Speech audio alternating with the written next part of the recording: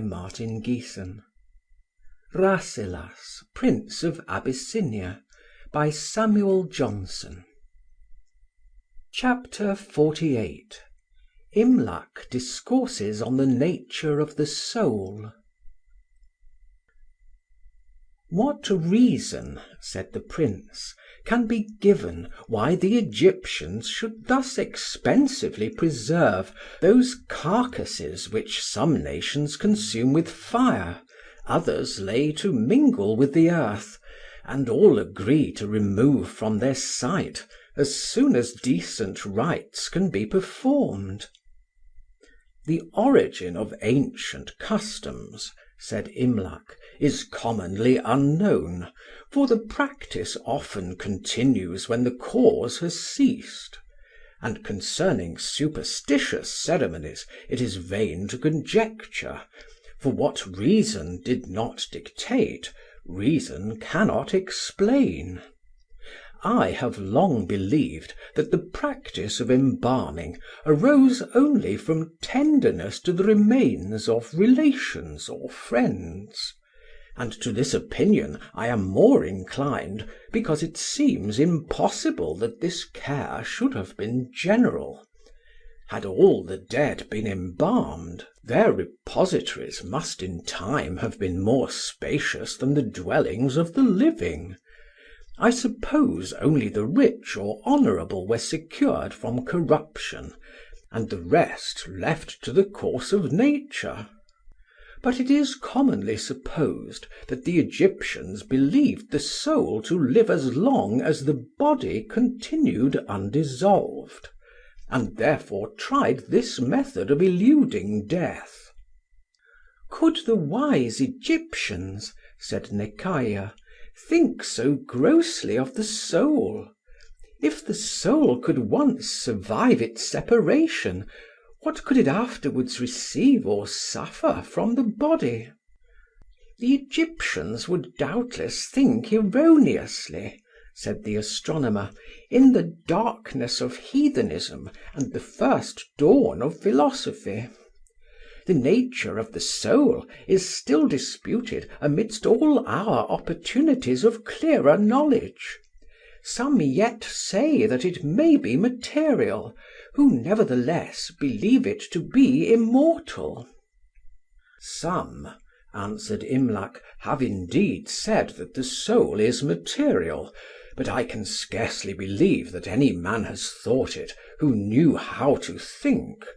For all the conclusions of reason enforce the immateriality of mind, and all the notices of sense and investigations of science concur to prove the unconsciousness of matter. It was never supposed that cogitation is inherent in matter, or that every particle is a thinking being. Yet if any part of matter be devoid of thought, what part can we suppose to think? Matter can differ from matter only in form, density, bulk, motion and direction of motion. To which of these, however varied or combined, can consciousness be annexed? To be round or square, to be solid or fluid, to be great or little, to be moved slowly or swiftly, one way or another, are modes of material existence all equally alien from the nature of cogitation. If matter be once without thought, it can only be made to think by some new modification. But all the modifications which it can admit are equally unconnected with cogitative powers.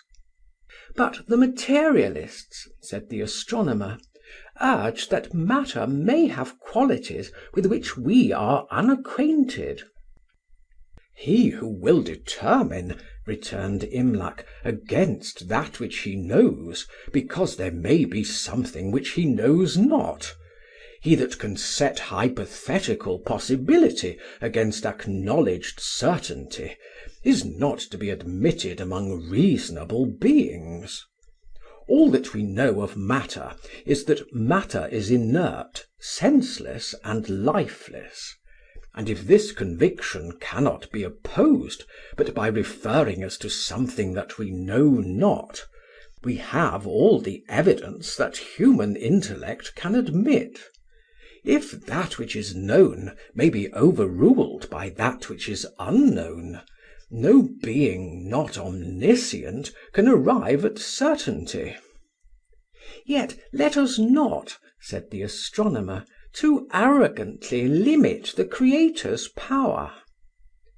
It is no limitation of omnipotence, replied the poet, to suppose that one thing is not consistent with another, that the same proposition cannot be at once true and false, that the same number cannot be even and odd, that cogitation cannot be conferred on that which is created incapable of cogitation.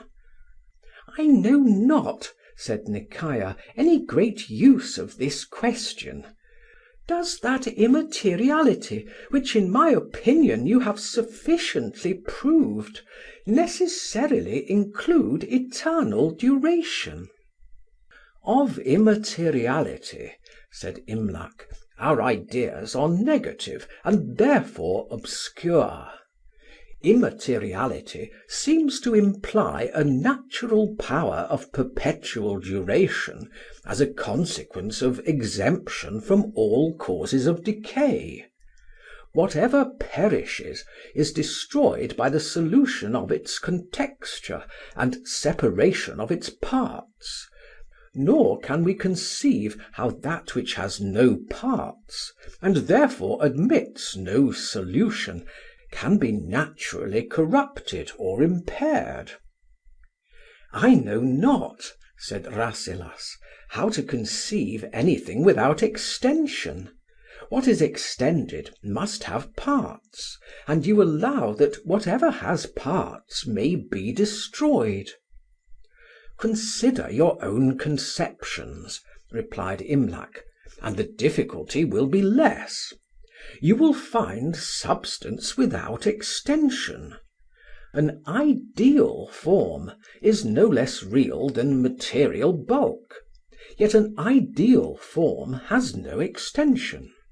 It is no less certain, when you think on a pyramid, that your mind possesses the idea of a pyramid, than that the pyramid itself is standing.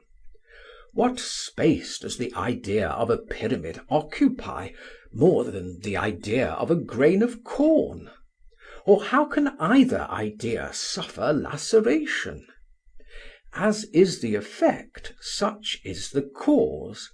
As thought, such is the power that thinks, a power impassive and indestructible. But the being, said Necaea, whom I fear to name, the being which made the soul, can destroy it. He surely can destroy it, answered Imlac, since, however imperishable, it receives from a superior nature its power of duration. That it will not perish by any inherent cause of decay or principle of corruption may be shown by philosophy, but philosophy can tell no more. That it will not be annihilated by him that made it, we must humbly learn from higher authority. The whole assembly stood a while silent and collected. Let us return, said Rasselas, from this scene of mortality. How gloomy would be these mansions of the dead to him who did not know that he should never die, that what now acts shall continue its agency, and what now thinks shall think on for ever. Those that lie here stretched before us, the wise and the powerful of ancient times, warn us to remember the shortness of our present state. They were perhaps snatched away while they were busy, like us, in the choice of life. To me, said the Princess. "The choice of life is become less important. I hope hereafter to think only on the choice of eternity." They then hastened out of the caverns, and under the protection of their guard, returned to Cairo. Chapter 49. The conclusion, in which nothing is concluded. It was now the time of the inundation of the Nile.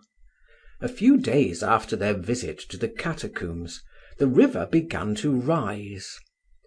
They were confined to their house. The whole region being under water gave them no invitation to any excursions, and being well supplied with materials for talk, they diverted themselves with comparisons of the different forms of life which they had observed, and with various schemes of happiness which each of them had formed. Pekuah was never so much charmed with any place as the convent of St. Anthony, where the Arab restored her to the Princess, and wished only to fill it with pious maidens, and to be made prioress of the order.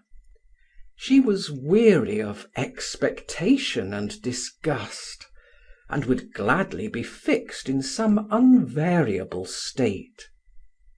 The Princess thought that of all sublunary things knowledge was the best. She desired first to learn all sciences, and then proposed to found a college of learned women, in which she would preside, that by conversing with the old and educating the young, she might divide her time between the acquisition and communication of wisdom, and raise up for the next age models of prudence and patterns of piety.